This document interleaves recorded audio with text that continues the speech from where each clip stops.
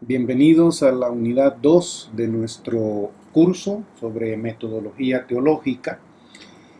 En la pasada unidad hemos estado mirando algunos ejemplos de método teológico. En realidad me gustaría poder tener más tiempo para que ustedes pudieran ver otros ejemplos de método teológico. En la unidad pasada simplemente pudieron mirar algunos panoramas, el panorama descrito en los preliminares de un método teológico por un servidor, y luego el ejemplo de Karl Barth en las páginas 1 al 21 de su bosquejo de dogmática, y también el panorama que hace Batista sobre los diferentes métodos teológicos. Obviamente hay mucho más que podría servir de ejemplo dentro de los evangélicos. Ya he mencionado en otro video algunos de los más importantes, y creo que aquí debe señalarse que usted y yo nunca comenzamos en un vacío. Siempre hemos tenido maestros que nos enseñan cómo hacer ciertas cosas. El método teológico no es la excepción. Es una manera normal de aprender y de adquirir los conocimientos esenciales para luego desarrollar tu propia iniciativa. Sobre esto, entonces, recuerden, hermanos, algunos de los teólogos más importantes a nivel de la actividad evangélica.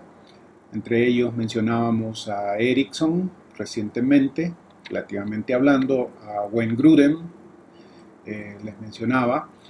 También dentro del el ambiente reformado son famosos los tratados teológicos, la teología sistemática de Berkov y de Hodge, junto con otros importantes hombres como Warfield, por ejemplo. Dentro de las teologías contemporáneas que se han ido formando, por supuesto, uno debe pensar en otros grandes gigantes de lo que vamos a estar hablando más adelante si tenemos tiempo. En la actualidad, los dos teólogos quizás más respetados teológicamente de origen europeo son Wolfgang Pannenberg y Jürgen Moltmann. Ambos deben leerse y debe aprenderse de ellos. Por supuesto, a medida en que avancemos en nuestro estudio nos damos cuenta que vamos a tener diferencias con varios de ellos, con la mayoría en realidad, inclusive con los que están más cercanos a nuestras convicciones evangélicas. Pero el punto importante aquí en nuestra primera unidad y en nuestras primeras clases es que debemos aprender de lo que otros nos han enseñado, qué elementos deben incluirse en un método teológico, por ejemplo. Es obvio al pasar revista a la mayoría de estos teólogos y teólogas que existen ciertos elementos importantes dentro del método teológico. El lugar de la escritura es importante, el lugar de la experiencia es importante, el lugar de la tradición es importante. Cuando razonamos teológicamente, cuando pensamos, el lugar de la razón, la ciencia, la filosofía es importante. Reflexionar sobre qué papel tienen y la naturaleza de cada uno de estos elementos es central en todo método teológico. Si no lo hacemos, caemos presa de nuestros propios dogmatismos, a veces ciegos, a veces fideístas, en el sentido de que son confiados y no examinados propiamente. En este sentido, otra vez, observemos con detenimiento cómo las grandes obras de teología ocupan esos elementos y cómo los integran. En la etapa contemporánea de la teología también, y en especial en español, hemos visto cómo algunas teologías contemporáneas de corte pentecostal han surgido se han traducido y ustedes seguramente podrán encontrarlas fácilmente en las librerías de donde se encuentran, librerías cristianas donde estén. Es interesante mirar las teologías contemporáneas pentecostales y ver qué papel le ofrecen, qué papel le dan a la experiencia cristiana. Como evangélicos, normalmente nosotros insistimos en que la escritura es prioritaria, tiene un lugar importante, crucial, supremo.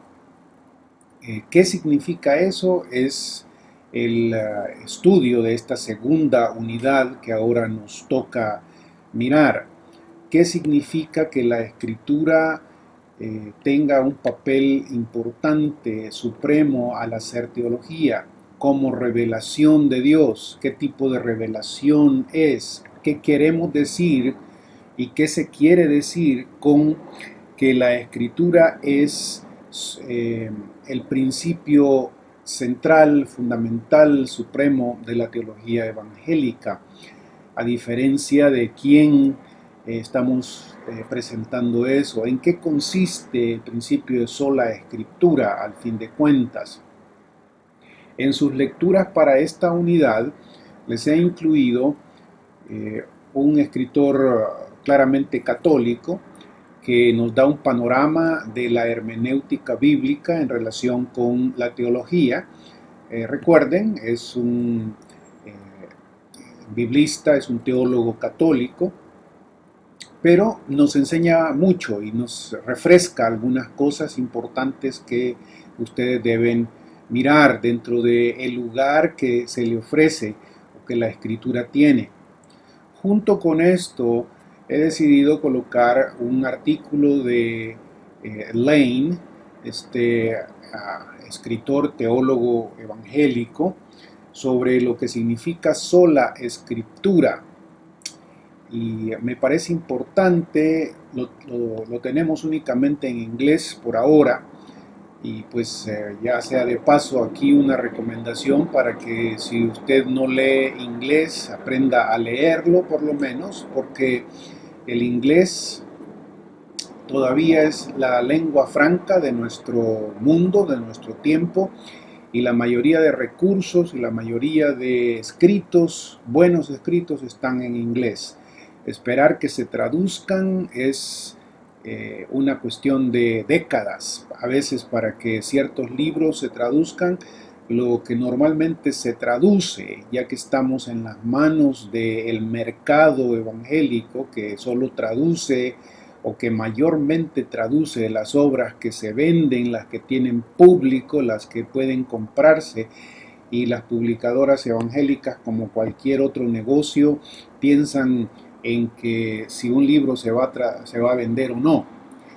Frecuentemente los libros de teología no son ni caben en esa categoría. Entonces hay que aprovechar y aprender poco a poco a leer en inglés. El artículo de Lane es un artículo no muy largo sobre la naturaleza de la escritura, teológicamente hablando, bajo el principio de sola escritura.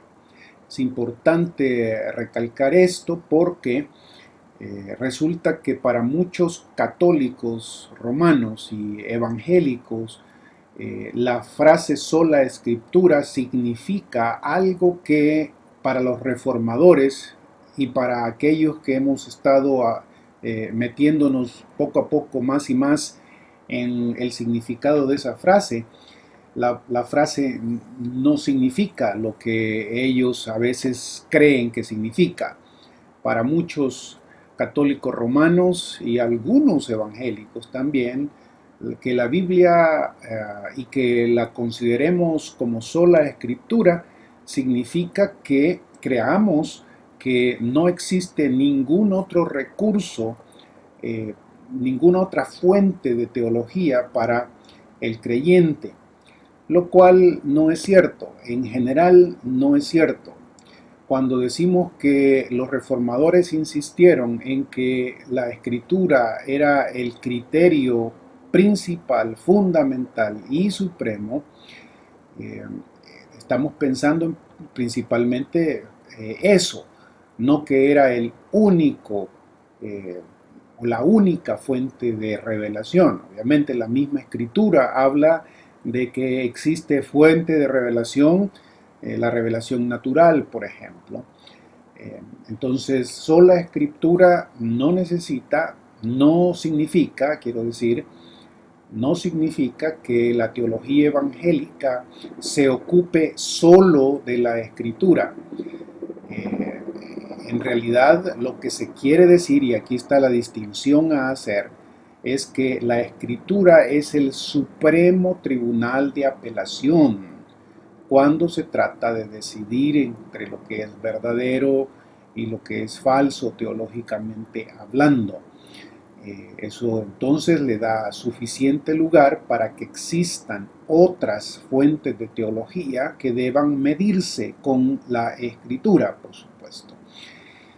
Cuando no reconocemos esto, cuando se nos olvida que la escritura no es única, sino suprema, ahí está la diferencia, cuando se nos olvida que la escritura no es única, sino suprema, frecuentemente lo que sucede es que tratamos de disfrazar nuestras propias convicciones sacadas de la experiencia y sacadas de la tradición y sacadas de la filosofía, sacadas de nuestra propia apropiación de ciertos otros elementos afuera de la escritura y los disfrazamos de escritura.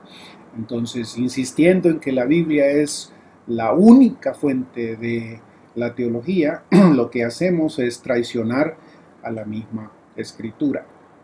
Entonces es importante leer esto porque Lane trata de enseñarnos y probarnos que los mismos reformadores, Lutero, Calvino, Zwinglio, los anabautistas, nunca pretendieron hacer que los creyentes solo se centraran en la escritura y solo conocieran el texto bíblico como si eso fuese lo que únicamente existiera. Y es que en realidad, si así hubiera sido el caso, hubiéramos estado frente a un grupo de hombres y mujeres bastante reducidos en su conocimiento de la escritura, porque es la misma escritura la que nos demanda conocer otras cosas afuera de la escritura. Nos demanda conocer historia, nos demanda conocer geografía, nos demanda conocer un poquito de los nombres seculares, por ejemplo, que rodean toda la narración del texto bíblico y así. Necesitamos muchas otras cosas para poder entender correctamente lo que el texto bíblico nos dice. Si nos centramos únicamente en que la escritura es lo único en lo que Dios ha hablado o en lo que encontramos revelación de Dios, lo que hacemos o terminamos haciendo es imponerle al texto bíblico, a veces nosotros sin darnos cuenta y otras tristemente dándonos cuenta, imponerle nuestros propios criterios. Debemos ser sinceros y debemos darnos cuenta que para estudiar el texto bíblico necesitamos la ayuda de otras ciencias, por ejemplo. ¿Qué sería de nosotros si no hubiera la ciencia, la lingüística, por ejemplo? Que se encarga de la traducción, que se encarga del estudio del lenguaje. ¿Qué sería de nosotros? No podríamos, si solo el texto bíblico fuera así como está, no lo tendríamos en primer lugar en nuestras manos en español. Bueno, hay mucha tela que cortar en esto y ustedes creo que pudieran recordar algo de lo que escribí ahí en el panorama de preliminares del texto bíblico. La sola escritura no significa que la escritura sea la única fuente de teología, significa que es la suprema fuente de teología. Todo se mide con base en ella. Revise, si no lo convenzo con esto, revise lo que hacen los reformadores. Revise a Calvino, por ejemplo. Un hombre devoto, un hombre vendido a la supremacía de la escritura y sin embargo usted lee la institución de la religión cristiana y se dará cuenta que es un hombre que constantemente está interactuando, conoce de cerca la historia, la patrística, la filosofía de su entonces. Es un hombre del Renacimiento, son hombres letrados en este sentido, hablan varios idiomas, escriben en latín, por ejemplo, en la lengua franca del entonces. Entonces, hermanos, eso es importante para que usted coloque a la escritura en un lugar prominente de una manera inteligente también. La última lectura que les he colocado para esta unidad es la teología sistemática de Garrett, en donde ustedes van a leer con detenimiento lo que Garrett nos dice sobre el papel que la escritura tiene dentro de su sistema teológico. Yo quisiera motivarlos a que en lugar de simplemente leer o hacer estas lecturas, simplemente ustedes debieran estudiar estas lecturas, deberían pasarlas una y otra vez, subrayando lo que se dice, haciendo comparaciones, ¿no?, con lo que hemos dicho. Nuestras clases aquí, videos como el que les estoy presentando, tienen únicamente el propósito de introducirles la unidad, el marco de la unidad, y son ustedes mismos los que deben ir profundizando con la ayuda de las lecturas que tienen. Si ustedes no aprovechan las lecturas, muy poco va a poder sacar de esta clase. Entonces, por favor, en esta semana de lecturas, aproveche estas tres áreas. Si usted tiene tiempo para leer otras, usted se va a dar cuenta que en el área de recursos de la clase estoy colocando libros, más libros y lugares donde quizás usted pueda explorar un poquito más lo que decimos en nuestros videos. Continuamos entonces en el siguiente video.